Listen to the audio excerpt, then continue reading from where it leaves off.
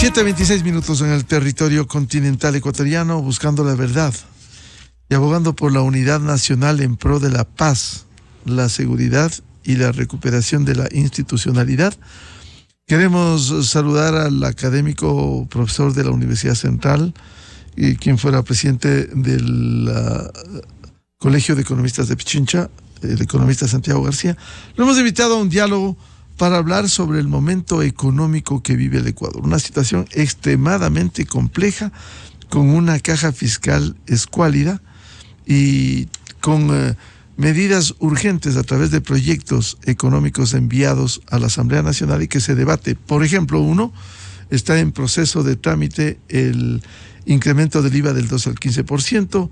Hay otras reformas que han sido planteadas en el caso de los cambios a la ley de extinción de dominio.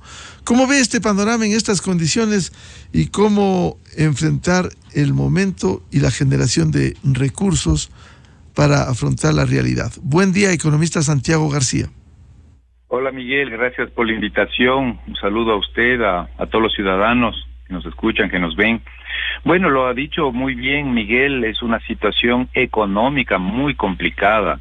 No solo es el tema del déficit fiscal, que bordea un poco más de 5,000 millones. Yo quiero rápidamente mencionar, sabemos que la economía está ralentizada, eso significa a un ritmo de crecimiento muy bajo, excepto diciembre. Creo que hubo un incremento de ventas, pero todo el año no ha sido con un comportamiento que llame al entusiasmo, sino llama a la preocupación. Tanto es así que la inflación 3 meses seguidos ha sido negativa, porque finalmente las familias estamos con menos liquidez. Entonces todo esto hay que entenderlo. El momento que vivimos no solo es fiscal, porque ya todo el mundo escucha, habla y dice, está claro, aquí hay unas cuentas por pagar de 3,000 millones, el fisco le debe a los consejos provinciales, municipales, en fin.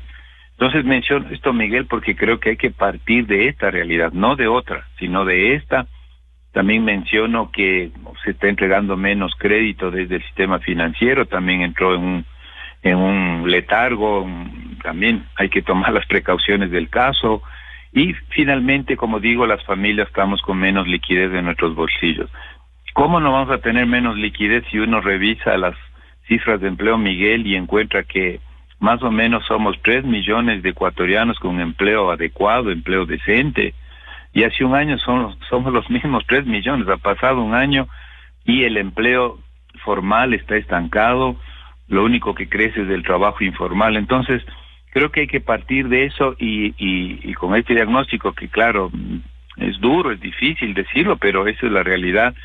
Hay que encontrar las alternativas. De este momento el Ejecutivo, es decir, el gobierno, se ha movido rápidamente, ha presentado varias leyes, una que fue aprobada rápidamente. Hay que recordar, se hizo una reforma tributaria hace poco con respecto a esta remisión de intereses y multas a favor de deudores del SRI. Se puso unas disposiciones para sacar adelante las zonas francas, la alianza público-privada. Hay unas disposiciones para beneficiar y que ojalá pudiese eso tener resultado para contratación de gente joven entre 18 y 29 años. Y hoy estamos discutiendo, y ojalá podamos discutir con mucha seriedad, el tema del incremento del IVA. Está esta nueva ley que acabamos de verlo hace un par de días, se llama, lo cito textualmente porque tiene un nombre largo, que es extinción de dominio de activos de origen ilícito a favor del Estado y bla, bla. Entonces, Miguel, eso es, hay que moverse un poco más en estos debates. Pedimos que la Asamblea Nacional tiene que ser objetiva, aquí necesitamos menos. Yo siempre digo, la ideología marca la visión que uno tiene de la vida hacia el largo plazo, pero hay que ajustar todo eso para que poder encontrar dentro de las diferencias ideológicas que puede haber y que son legítimas, pero encontrar alternativas viables en este contexto. Luego ya quiero referirme, Miguel, cómo veo la ley del 15%, en fin, pero creo que valía la pena entrarle así a esta importante entrevista. Nuevamente, gracias por invitarme, y que los ciudadanos nos concienticemos y que tengamos con claridad en qué momento nos encontramos de la vida nacional. Economista García, en esas condiciones, ¿cuál debiera ser la respuesta de la Asamblea Nacional? Está este momento en trámite el incremento del IVA del 2 al 15%. Uno de los temas que se ha esgrimido y que tendrá que afrontar, aunque el gobierno ha dicho que está en ese trabajo, la focalización de los subsidios a los combustibles. Es una carga que por décadas no ha habido cómo hacerlo.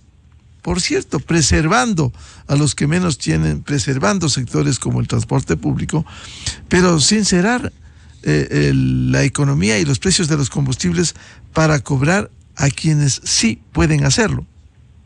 Sí, Miguel, usted plantea un tema que tiene que debatirse bien en la Asamblea Nacional y también nosotros desde la opinión pública seguir abonando para que ese debate sea también en función de nuestros intereses de los ciudadanos. Yo lo único que le diría a Miguel es que el país no puede entrar a una política de un ajuste fiscal severo. Yo estoy de acuerdo con usted, creo que la mayoría de ecuatorianos de alguna manera nos hemos concientizado, ahí hay un gasto, una situación que debe corregirse en cuanto a lo que es los subsidios a los combustibles, pero Miguel, este rato focalizar los subsidios, eso va a provocar un fuerte impacto económico y también puede provocar un impacto político. Segundo, estamos discutiendo si se sube el IVA. Entonces, Miguel, creo que todo a la vez yo diría, si usted me pide mi opinión, yo diría todo a la vez no, lo cual significa, bueno, entonces, ¿qué se hace? Por ejemplo, la Asamblea tiene dos opciones. En este momento tiene que negar o facilitar la ley que incremente el IVA. Si es que, por ejemplo, dice, está bien, el IVA tiene una ventaja, es de rápida recuperación, se puede obtener 1.200, 1.100 millones de dólares adicionales, lo cual parecería, dicen, bueno, ese es un buen dinero que puede entrar para los temas de lo que significa la lucha contra el crimen organizado, la violencia, además unos recursos que puede, ¿no es cierto?, de alguna manera tratar de usarse para las deudas con los municipios, número uno. Si dice no, hay que pensar las verdaderas alternativas pero no en teoría, ¿no es cierto?, no en que lo que a uno le gustaría, sino cómo la economía podría reaccionar si no es el incremento del IVA, por ejemplo. Este gobierno ya, menos mal, tomó una decisión al inicio de año, el tema del ISD. El ISD, impuesto a la salida de divisas, estaba el señor Lasso bajando, quería reducirle a la mínima expresión y hoy está vigente el 3,5. Se ha planteado de que se suba a 5, yo personalmente creo que si se deja entre el 5 o el 4%, creo que es lo correcto, y avanzar, por ejemplo, a mirar otro tipo de ingresos, no, y este rato a mí ya no me desagrada. Si es que queremos evitar el choque de incrementar el IVA, hay que ser muy objetivos en qué se puede, como digo, obtener nuevos recursos. Esto puede ser una opción, mantener o subirle quizás máximo un 4% el ISD.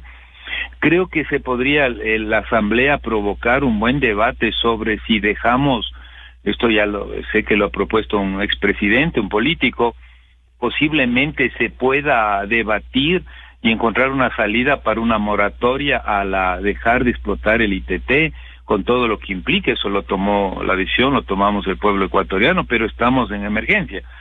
Tercero, me parece que una posibilidad podría haber en el sentido de que necesariamente creo que hay que entrar en una renegociación con nuestros acreedores internacionales, sobre todo los multilaterales, y decirles, señores, de Ecuador atraviesa una situación de guerra dura, complicada y también económica. Por tanto, tenemos, Miguel, que pagar más de 4 o 5 mil millones de dólares desde 2024, y ese dinero lo necesitamos para nuestra salud, para nuestra seguridad de la vida, no es cualquier cosa. Entonces, Miguel, como ve, yo quiero ser lo más pragmático posible en el análisis. O vamos por este camino y la Asamblea se allana, y eso tiene también repercusiones. Lo que nos preocupa a los economistas es subir el IVA del 12 al 15. Es que no es un buen mensaje y le va a golpear al consumo nacional. Y en este momento, como acabo de decir, las familias estamos con menos ingresos. Si la clase media está con menos ingresos, ¿qué puedo decir de las clases de bajos ingresos, por favor? Entonces, ese puede ser un golpe, puede generarse ingresos adicionales que, como estamos viendo, son necesarios, pero a costa de tener una economía más caída de lo que ya está y sin posibilidades de generar empleo. Entonces, Miguel, le respondería así, ¿no? Y eso les hago un llamado a la ciudadanía y un pedido a la Asamblea. Esto hay que hacerlo con objetividad. Si dicen una cosa, por favor, pensemos cuál es la contrapartida. Si me opongo a esta otra, preguntémonos cuál es la salida, pero que sea viable. Escucho a muchos asambleístas, dicen, no, pero es que podemos recolectar a través de otros impuestos. Eso no es cierto. Los 3 impuestos más importantes del Ecuador son, número 1, IVA, número 2, el impuesto a la renta, número 3, el ICD, y el número 4, el ICE. O sea, el resto son impuestos que hasta creo estorban. Entonces, no es tan fácil, ¿no? Cuando dicen, pero podemos cambiar tal cosa. ¿Y cuánto vas a recaudar con eso? ¿50 millones, 100 millones? No, así no sirve porque la emergencia económica es más fuerte. Así que, ¿qué le puedo decir en esa lógica, Miguel?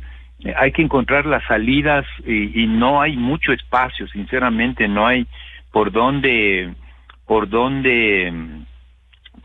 salir. También he escuchado a colegas míos, dicen, bueno, caigámosles a todos los que tienen altísima rentabilidad. Está un impuesto, bueno, ya se está cerrando el impuesto al patrimonio, tanto de las grandes empresas, ahí estaban las que tuvieron más utilidad, las empresas telefónicas, el sistema bancario, pero si algún asambleísta quiere insistir en otra nueva ley que genere otra vez compromisos tributarios, no lo sé, yo no creo que haya espacio tan fácil de hacerlo, ¿no es cierto? Lo cual no quiere decir que no se pueda hacer, claro, todo se puede hacer en la vida, pero siempre habrá repercusiones. Hoy hay que tratar más bien, yo soy de los economistas que cree que tenemos un carro muy pequeñito, un mini Austin, que se llama el Sistema Financiero Nacional. Estamos en un sistema financiero más amplio, más sólido. No necesariamente hay que arremeter contra ese sistema, sino exigirle más trabajo por la base productiva, por las pymes, por la microempresa, por el emprendedor. La misma banca pública es un desastre en este país. No hay que cansarse en decirlo, Miguel, y hay que cambiar, y eso lo puede hacer el gobierno. Entonces, ahí un poquito el panorama no lo veo tan fácil y hay que encontrar o uno o lo otro, pero lo más objetivo posible. Economista Santiago García, usted se refería al parte del panorama que hay en la Asamblea Nacional. Uno de los proyectos del Ejecutivo es el aumento del IVA del 2 al 15%. En el escenario que esto se aprobara, para preservar, si el argumento es para enfrentar el conflicto armado interno, debiera ir a una especie de fideicomiso a fin de que no entre a la caja fiscal, a un tonel sin fondo, que necesita también controlar los egresos con calidad del gasto. Sí, yo en esa última parte, Miguel, sí lo hemos dicho con usted en varios programas. Sí es necesario también revisar y tratar de sacar adelante lo que es calidad del gasto, porque también hay gasto que no se justifique. El 80%, eso sí se justifica, está en sueldos y salarios de ¿qué? De la administración de justicia, está lo importante, la salud, está la educación, ahí está, y obviamente las Fuerzas Armadas y policiales, ahí se va el 80%. Pues tampoco es que hay un espacio, pero sí creo que se puede revisar, hay muchas contrataciones ad hoc, hay muchas exceso de funcionarios en algunas cuestiones que no creo que sean relevantes, número 1.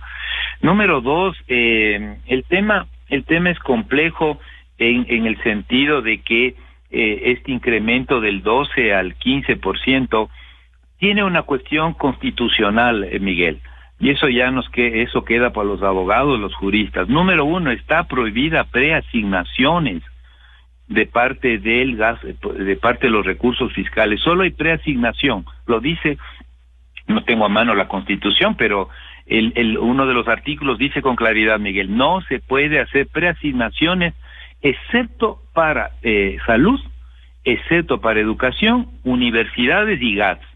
Entonces, los GATS están preasignados porque se entrega una parte de los impuestos permanentes se le entrega a los gobiernos autónomos descentralizados. Entonces, hay que tener cuidado si decimos todo lo que se incremente al IVA vamos a mandar para el gasto contra la violencia y crimen organizado, ya está preasignado.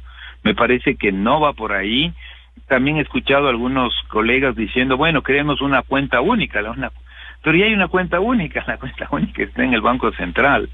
Entonces, Miguel, yo lo que creo ahí, no le veo tan relevante eso, porque finalmente entra la caja fiscal y si hay un compromiso político de la presidencia, del ministro de Economía, pues hay que decirle, a ver, estos 1.000 millones que no entran de un jalón, entran mes a mes cobrando el IVA, pues eso tiene que darle prioridad al gasto en lo que significa el tema, este tema de la lucha contra la violencia y crimen organizado. Entonces, Miguel, yo, si me pregunta a mí, si fuese autoridad, diría, a ver, tranquilos, lo que pasa es que ese recurso viene y el compromiso es el gasto, ¿no? El gasto en educación, en seguridad, ¿no? Lo otro lo veo medio un escollo jurídico. Es muy difícil que una ley rompa el principio constitucional. ¿Cómo nos inventamos y decimos, no, aquí no se puede hacer fideicomisos, salvo que se demuestre lo contrario de lo que yo entiendo de la gestión de los recursos fiscales? Entonces, Miguel, pero yo lo que creo, si la Asamblea va por ese lado, por ejemplo, debe tener claridad en estos procesos, no inventarnos el agua tibia que no cabe, ver este principio constitucional, asegurarse de que puede quedar como una disposición, ¿no es cierto?, en el sentido de que se priorizará esto y uno dirá, bueno, pero queda solo como palabras, pero la administración de recursos públicos es compleja, tampoco es que uno pueda hacer cualquier cosa. Y finalmente, sí pensaría, Miguel, la Asamblea, si esa es la línea, que reflexione y reflexionemos todos, si se podría acotar ese incremento a 1 año, máximo 2 años. ¿Por qué razón?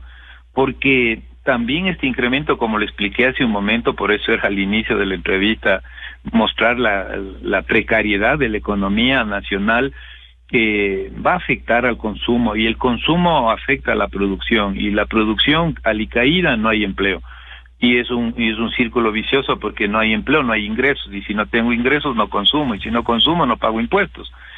Entonces pensaría que una opción, si mismo toca irse por la opción del incremento del IVA, que sea acotado y que tenga una temporalidad, mientras la economía, y le exigiremos al gobierno que también vaya pensando en actividades de reactivación económica. Eso, Miguel, así que va por ahí, pero bueno, creo que algunos juristas podrían ayudar un poquito más para, quizás estoy haciendo yo una interpretación muy economicista de la Constitución, pero no es tan razonable esto del fideicomiso, ni tan razonable preasignar, si es que la figura entra en ese sentido, los recursos extras que vendrían del IVA para lo que es y lo que estamos pidiendo los ecuatorianos, que nos defiendan la vida por parte de las autoridades. Claro, el problema, economista García, es que hay una situación fiscal insostenible en el corto plazo. Así es. Y la caja fiscal está en niveles mínimos, y también no hay la opción en estas condiciones, con un riesgo país sobre los 2.000 puntos, de que el Ecuador se financie en el mercado internacional por el alto riesgo país, o se encarece sustancialmente un crédito, sustancialmente. Entonces, ¿qué queda frente a este panorama? Exacto, por eso yo decía que hay que partir de los hechos reales, no de los que nos gustaría, ni de lado y lado, ¿no? ni el presidente, el grupo parlamentario que apoya al Ejecutivo, tiene que partir de estos hechos reales. En estas bajas condiciones también, opciones de financiamiento quedan muy poco. Esa es la realidad. Por ejemplo, hay un fuerte financiamiento que lleva ya muchos años desde el BIES, pero tampoco puede el BIES, porque ya hay problemas, no va a poder al parecer cumplir con el 40% de aporte el gobierno. Entonces vuelve un círculo complicado, vicioso, en que ni lo uno ni lo otro, no va a poder el BIES prestar, ni el gobierno va a poder pagar el 40% de aportes a la seguridad social. Esa es la realidad. Salir al mercado de bonos, imposible. Yo no veo eso, salir a un costo del 25, 28%, hasta uno mismo le demandaría a cualquier autoridad que haga esa locura, ¿no es cierto?, a una tasa de interés un costo financiero tan alto. Por eso, Miguel, si usted me pregunta qué otras alternativas, bueno, entonces veamos alternativas. Me parece que la alternativa que está a mano es del IVA, pero asumiendo los costos que significa golpearle a la familia ecuatoriana, los bajos ingresos que estamos teniendo, posiblemente baje el consumo, se contraiga el consumo, pero de todos modos generará lo que ha dicho el gobierno. Yo creo que eso es una meta factible de los 1.100 millones, y eso empezara en gran parte destinarlo al cuidado de nuestras vidas, al tema de seguridad. Lo otro, Miguel, sí lo mencioné, sí creo que hay que, pero de una forma razonable, no con estos, ya encuentro a muchos políticos rasgándose las vestiduras, y aquí hay que, todo lo que se ha negociado en deuda pública le vamos a echar abajo, y ahora hay que decirle que el Ecuador es soberano y veamos, no vamos a poder pagar las deudas. No es así, esto hay que hacerlo con objetividad, Miguel, y plantear una estrategia de renegociación de nuestras deudas, por ejemplo, con los multilaterales. Hoy mismo los informes de la economía internacional dicen que estamos, y el 24 será un mal año. Llega, Miguel, rápidamente comento el último informe del Banco Mundial de hace 15 días. Dice que los últimos 5 años de la vida económica del planeta son los peores de los 30 años de atrás. Entonces tampoco es que la salud económica del mundo es buena, y hay diagnósticos en donde el sobreendeudamiento de los países en desarrollo está ahí. Hay una perspectiva de que se haga una renegociación de deudas a nivel global, pero claro, eso va a demorar mucho, o demorará lo que deba demorar, y este país no puede esperar, pero dejo constancia que no estaríamos pues en el camino incorrecto de plantear una renegociación y donde tengamos que pagar 4.000, 5.000 millones. Si usted deja de pagar, ya tengo para pagarles a los municipios. Pero eso hay que hacerlo bien, hay que hacerlo con diálogo político, ahí tiene que funcionar la diplomacia económica, señores. Esto hay que moverse, esto no hay que estar sentaditos aquí, sino moverse con gente especializada, gente comprometida con el país para encontrar esos caminos, visitar quizás todos los días la capital política y económica, Washington o donde sea. Pero lo importante es encontrar, digo yo, eso es una salida. Me parece que también, si yo sé como administrador de los recursos públicos que en diciembre no tengo que pagar, o tengo que pagar un mínimo de mis acreencias, entonces sí o no, Miguel, creo que es una alternativa mucho más razonable y que puede darse, ¿no?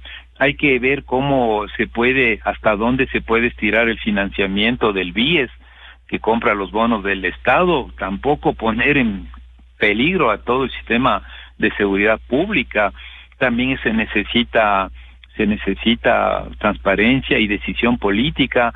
Me parece que hay que encontrar la vuelta para que esta banca pública sirva para algo, ¿no es cierto?, y se meta con fuerza a financiar no grandes proyectos turísticos como lo hizo la CFN, sino a la base productiva, donde ahí está el empleo, la pequeña empresa, la pequeña industria de Quito, de Guayaquil, de Cuenca, de Machala, el pequeño productor vía Ban Ecuador. Me parece que eso. Y lo otro, yo sé que también causa un poco de temor, y porque ya viene de algunos políticos este tema de declarar una moratoria a la no explotación del ITT con un cronograma muy puntual, y hablando así con claridad al pueblo ecuatoriano y comprometiéndose a hacer lo que algún rato dijimos.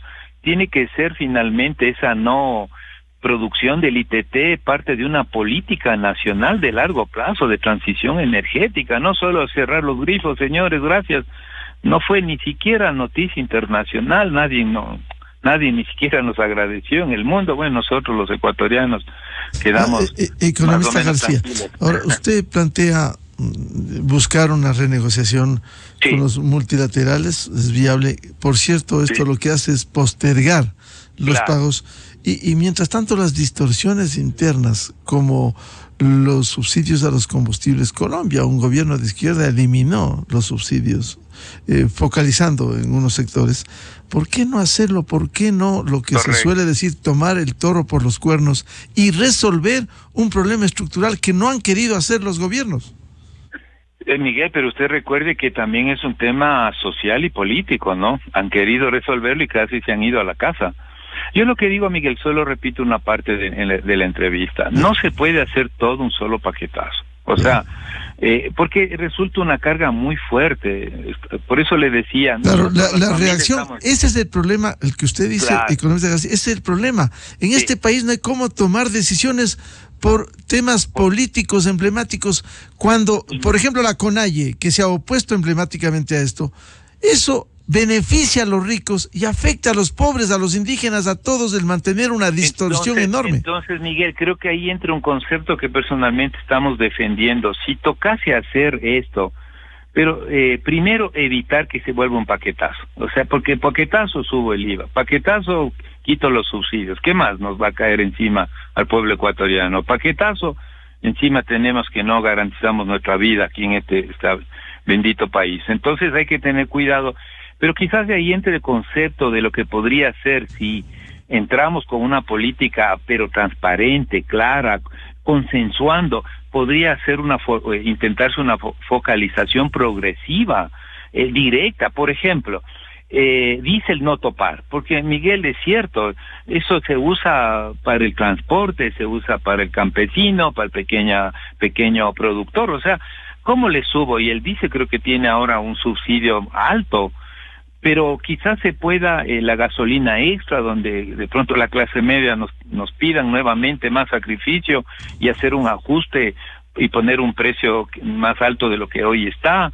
Pero eso es parte de una buena política y de entendimiento del momento que estamos, Miguel, porque el otro entrar a saco, chuta, ya qué más nos puede caer, inseguridad, encima combustibles carísimos, encima tengo que, si quiero comprarme una camisa, ahora va a valer el 15%, va a tener un incremento del 3%. Entonces, Miguel, eso es lo que uno pide de las autoridades, y ese es el debate que tiene que hacerse en la asamblea con objetividad. No pensar solo, ni unos ya en la reelección en un poco tiempo, ni el otro porque yo también quiero ser poder, sino calibrar el momento súper complicado, social, político, económico, ambiental que estamos viviendo. Menos mal que el fenómeno del Niño, pero ya es obra de ¿no es cierto?, ya por fuera de la naturaleza. Menos mal que no ha sido, todavía no nos escapamos, pero no es lo que habíamos pensado en buena hora, porque si no hubiese sido las 7 plagas de Egipto, creo, lo que los ecuatorianos nos cae encima. Entonces, Miguel, para darle una respuesta y no quedarme así un poco en el aire, lo que estoy diciendo es, a ver, el país tiene una situación socioeconómica terrible, complicada. Toda decisión que se tome de política económica, política pública, tiene que ser sopesada en función de ese contexto. Si es IVA, señores, pensemos en una temporalidad para que no se alargue y no le golpee a la economía nacional durante muchos años, sino que luego se recupere o se genere más ingresos fiscales vía recuperación económica. Si no es de eso, pensemos en pero que estemos dispuestos a conversar con los ecologistas, que estemos dispuestos con los académicos, que estemos dispuestos a decir, bueno, ¿qué pasa con esta posible moratoria y la explotación de petróleo, si fuese el caso? Lo otro, necesitamos unidad nacional, no gritos destemplados contra el endeudamiento de este país. Si la izquierda y la derecha se ha endeudado al Ecuador, ¿qué más le podemos decir? Entonces, una sana política ya de pedir, sobre todo multilaterales, una reprogramación de pagos para el 2024, porque ya digo, me parece que, bueno, ahí el dato, este rato no lo tengo, pero que supera los 5,000, 6,000 millones de dólares de este año, casi lo tengo en mi cabeza, creo que es de eso. Entonces, hay que encontrar esos consensos, Miguel, y el tema de la focalización de subsidios, por favor, es una medida que sí hay que sentarse con los movimientos sociales, hay que sentarse con la academia, con los sectores productivos, y bueno, a ver, ¿qué opción tenemos para una focalización progresiva? Y finalizo yo de mi parte, lo único que digo, por favor, no hagamos paquetazos, no es momento de un paquetazo económico, porque eso, además de lo que estamos viviendo, una desestabilización social, ya ya sería lo último que nos pueda pasar. Necesitamos ecuatorianos trabajar, cuidarnos entre nosotros, y respaldar la acción de las autoridades, ¿no es cierto?, en cuanto a la seguridad, lo que está haciendo las Fuerzas Armadas, la Policía Nacional. Eso tenemos que hacer. Pues imagínense este rato protestas, este rato reclamos. No creo que sea el camino. Así que, señores de la Asamblea, estamos aquí y les pedimos mucha responsabilidad. Dejemos por un momentito nada, no pensemos en las elecciones del 25, no, hoy estamos en emergencia y encontremos la salida. Señor Noboa, también necesitamos claridad política. Aquí no es solo qué va a pasar para el año 2025, aquí se requiere personas y liderazgo. Hay que pensar en el país. Salga. Así es. Muchas gracias al economista Santiago García, académico, miembro del Colegio de Economistas de Pichincha, por atender a la revista de Opinión Democracia. Muy amable. Muy amable, Miguel. Un buen día para todos. Enseguida, en la revista de Opinión Democracia. 7:56 minutos en el territorio continental ecuatoriano. Antes de anunciarles las siguientes invitadas, por respeto a nuestra audiencia, debemos decirlo, teníamos previsto un diálogo confirmado con el señor ministro de Economía y Finanzas, economista Juan Carlos Vega. Hubo compromiso de hacer este diálogo. Sin embargo, entendemos asuntos de trabajo interno en esa Secretaría de Estado impidió este diálogo. Lo haremos en los próximos días. Vamos a la pausa y luego tenemos previsto un diálogo para hablar sobre la recuperación de activos, sobre las reformas de la ley de extinción de dominio. Invitadas la ingeniera Jenny Andrade, especialista en delitos financieros, y la doctora Catalina Carpio, experta en prevención de lavado de activos. Desde 1984 con Gonzalo Rosero. La revista de Opinión Democracia. Siempre líderes, siempre confiables. Enseguida regresa Miguel Rivadeneira a la búsqueda de la verdad. Aunque todo permanece estático y luce bajo control, el sol de la papaya decide ser